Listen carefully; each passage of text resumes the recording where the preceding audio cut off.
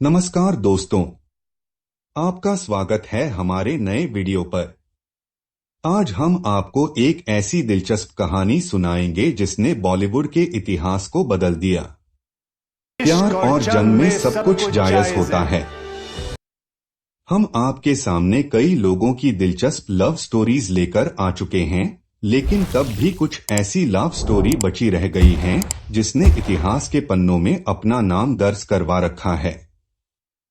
उन्हीं में से एक लव स्टोरी है भारतीय क्रिकेट इतिहास के दिग्गज क्रिकेटर मंसूर अली खान पटौदी और 60 से 70 के दशक की मशहूर अदाकारा शर्मिला टैगोर की।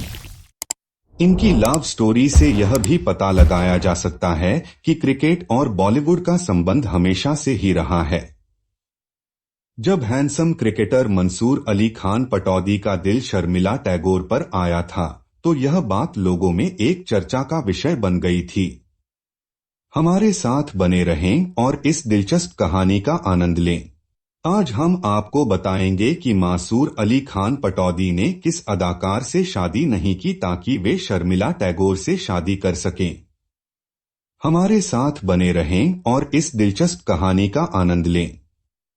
मंसूर अली खान पटौदी भारतीय क्रिकेट इतिहास के सबसे कम उम्र में कप्तान बनने वाले खिलाड़ी थे। वहीं शर्मिला टैगोर बिकिनी में पोज देने वाली पहली अभिनेत्री थीं। शर्मिला क्रिकेट की बहुत बड़ी फैन थीं और दूसरी ओर मंसूर को बॉलीवुड के बारे में कुछ भी मालूम नहीं था। दोनों की मुलाकात एक कॉमन फ्रेंड के जरिए हुई थी। हालांकि दोनों को एक दूसरे से प्यार था, लेकिन शर्मिला ने मंसूर को हाँ बोलने में 4 साल का समय लगा दिया था। मगर एक बार जब दोनों का रिश्ता जुड़ गया, फिर यह रिश्ता कभी टूट नहीं सका। दोनों के रिश्ते में काफी उतार चढ़ाव जैसे लम्हे आए, लेकिन दोनों ने एक दूसरे का साथ नहीं छोड़ा और सभी मुश्किलों का डटकर सामना किया। 27 दिसंबर 1969 को मंसूर और शर्मिला ने शादी कर ली थी और इनकी शादी रॉयल तरीके से संपन्न हुई थी। मंसूर अली खान पटौदी को टाइगर पटौदी भी कहा जाता था। जब इनकी मुलाकात शर्मिला से हुई, तब वह पहले से ही खूबसूरत एक्ट्रेस सिमी गरेवाल को डेट कर रहे थे।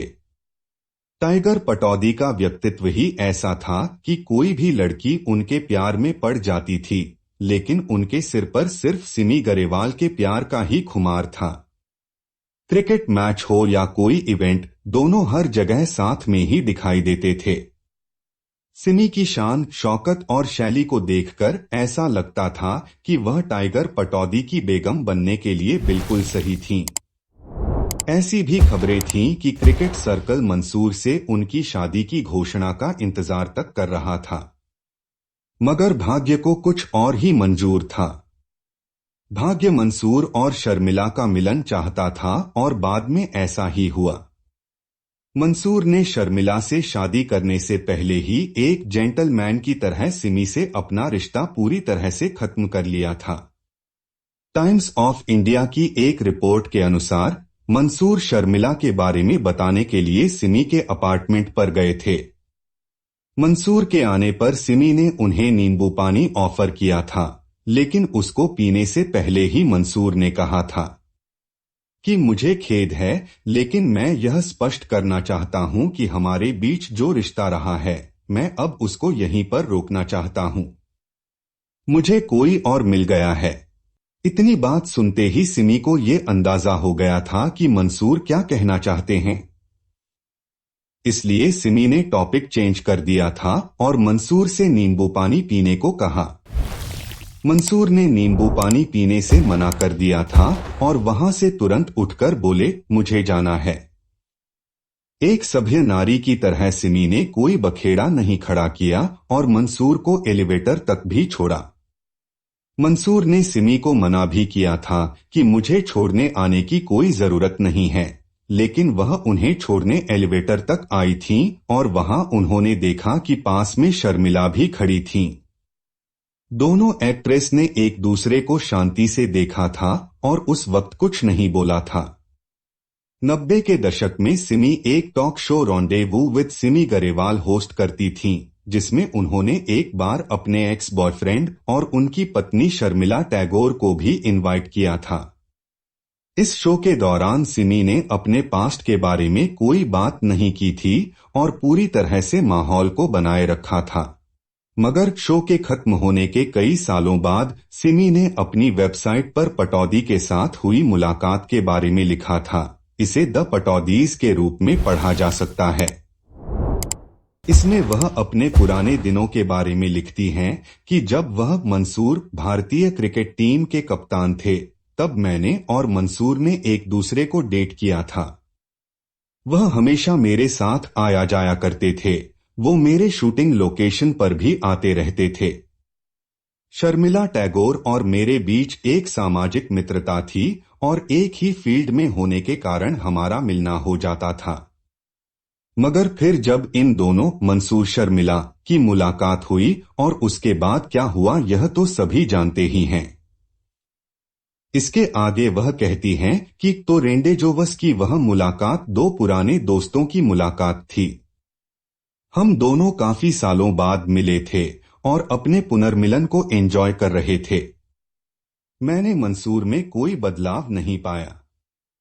वह पहले से भी ज्यादा ईमानदार और खुश लग रहे थे।